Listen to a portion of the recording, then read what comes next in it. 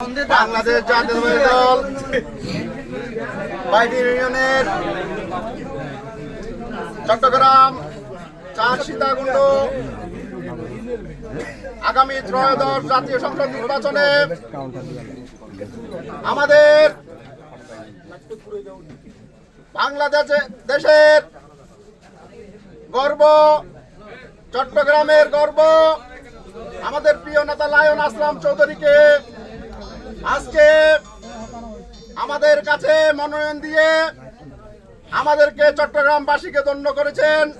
সেই জন্য আমি বাংলাদেশ জাতীয়তাবাদী দলের আমাদের ভারপ্রাপ্ত চেয়ারম্যান জননেতা জনাব তারেক রহমানকে অভিনন্দন জানাচ্ছি এবং সর্বপ্রথম আমি আমাদের প্রিয় নেত্রী, আপসহীন নেত্রী, ৪ বারের প্রধানমন্ত্রী, আমাদের প্রিয় নেত্রী অসুস্থতার যে অসুস্থ হয়েছেন, আমি আপনাদের প্রতি আমাদের দেশের নেত্রী বেগম খালেদা জিয়ার জন্য দোয়া করার জন্য আহ্বান জানাচ্ছি।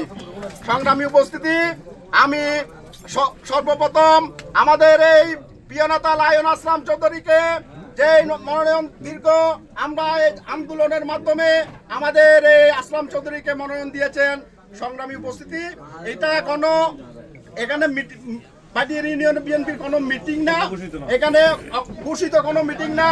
যেহেতু আমাদের অনেক নেতৃবৃন্দ আরো রয়েছেন, এটা শুনতে শুনতে আমরা এখানে বসার কারণে, অনেকে শোনার কারণে এখানে এসেছেন।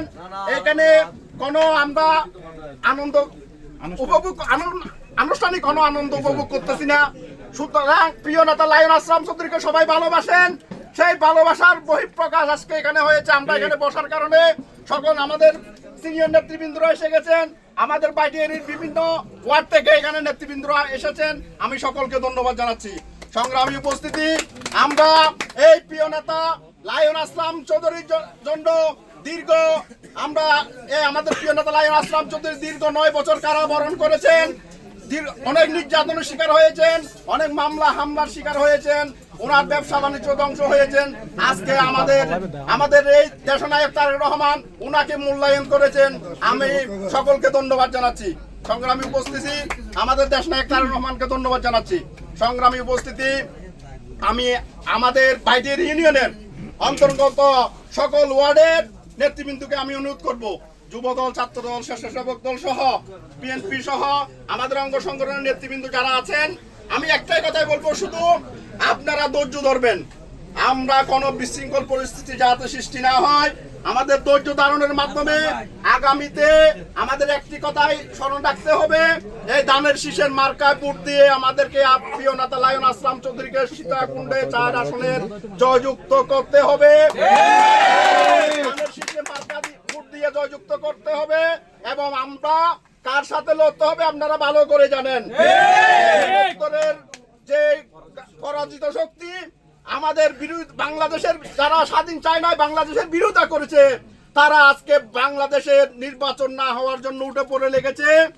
সেই জন্য আপনাদেরকে সজাগ থাকতে হবে, আমাদের দলের মধ্যে কোনো ভেদাভেদ রাখা যাবে না, একতাবদ্ধভাবে থাকতে হবে, যাতে আমরা এই অপশক্তির বিরুদ্ধে মোকাবেলা করে প্রিয় নেতা লায়ন আসলাম চৌধুরীকে সংসদে পাঠিয়ে নির্বাচিত করে, ধানের শীষে ভোট দিয়ে নির্বাচিত করে আমরা যাতে আগামীতে মন্ত্রী আনতে পারি আমাদের প্রিয় নেতা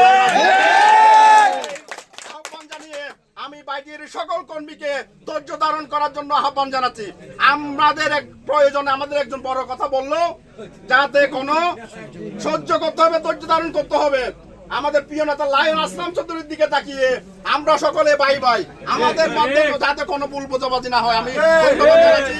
আজকে এখানে যারা এসেছেন কষ্ট করে সকলকে ধন্যবাদ জানাচ্ছি আমি, এবং আমাদের যারা সিনিয়র মুরব্বী এখানে এসেছেন, আমাদের অনেক মুরব্বী নেতৃবৃন্দ এখানে এসেছেন, সাবেক বিএনপির সাধারণ সম্পাদক সহ আমাদের নেতৃবৃন্দরা এখানে এসেছেন, আমি সকলকে ধন্যবাদ জানাচ্ছি। আপনারা যে আমাদেরকে এত ভালোবাসেন, আমাদের প্রিয় কর্মীবৃন্দ আমাদেরকে এত ভালোবাসেন, এটা আমিও আপনাদেরকে আন্তরিক ধন্যবাদ জানাচ্ছি। তাতে আগামী দিনে আমরা সুন্দরভাবে কিভাবে আমাদের ইলেকশন কিভাবে আমরা জয়যুক্ত করব, প্রতিটা কেন্দ্রে কিভাবে আমরা শীঘ্রই আমাদের দিক নির্দেশনামূলক আমরা প্রোগ্রাম করব, বিভিন্ন ওয়ার্ডে প্রিয় নেতা লায়ন আসলাম চৌধুরী যখন ঢাকা থেকে আসবেন আমাদের দিক নির্দেশনা যেভাবে দিবেন আমরা সেভাবে আমাদের প্রতিটা বাইটের ইউনিয়নের প্রতিটা ওয়ার্ডকে আমরা এভাবে সাজাবো। সুতরাং আল্লাহর ওয়াস্তে আজকে থেকে দলের দুর্নাম হবে, দলের জন্য দলের নাম খারাপ হবে, এই ধরনের কোন কর্মকাণ্ডে আমাদের প্রিয় এই কর্মীবৃন্দরা আপনারা যাবেন না। আপনাদেরকে আহ্বান জানাবো, দলের ক্ষতি হবে, দলের দুর্নাম হবে, এই ধরনের কোন কর্মকাণ্ডে আপনারা জড়িত হবেন না।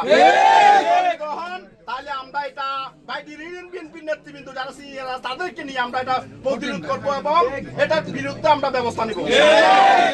আপনারা সাবধান হবে, আমি আর বক্তব্য রাখবো না। ধন্যবাদ। এখন আমাদের মাঝে আপনার